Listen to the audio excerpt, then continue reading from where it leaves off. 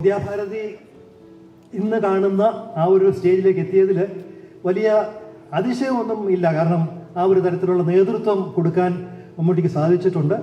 നേരിട്ട് എല്ലാ കാര്യങ്ങളും നേരിട്ടല്ല തീർച്ചയായിട്ടും ചെയ്യുന്നത്. പക്ഷേ വിദ്യാഭ്യാസ രംഗത്ത് വളരെ വളരെ മികച്ച ധാരാളം ആളുകളെ കൊണ്ടുവന്ന് കൂടെ നിർത്താൻ സാധിച്ചു എന്നുള്ളത്, അതാണ് ഈ സക്സസ് ഫോർമുല എന്ന് പറയുന്നത്.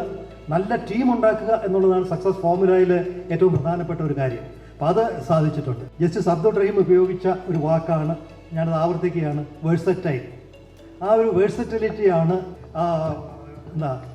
വ്യവസായ രംഗത്തുണ്ട്, വിദ്യാഭ്യാസത്തിലുണ്ട്, രാഷ്ട്രീയത്തിലുണ്ട്, സാമൂഹ്യ രംഗത്തുണ്ട്, സിനിമയിലുണ്ട് എന്ന് വേണ്ട ഒരുമാതിരി എല്ലാ രംഗങ്ങളിലും തന്നെ ഇറങ്ങുകയും ചെയ്ത ജോലിയൊക്കെ വളരെ വളരെ കാര്യക്ഷമതയോടെ ചെയ്യുകയും ഒക്കെ ചെയ്തിട്ടുണ്ട്.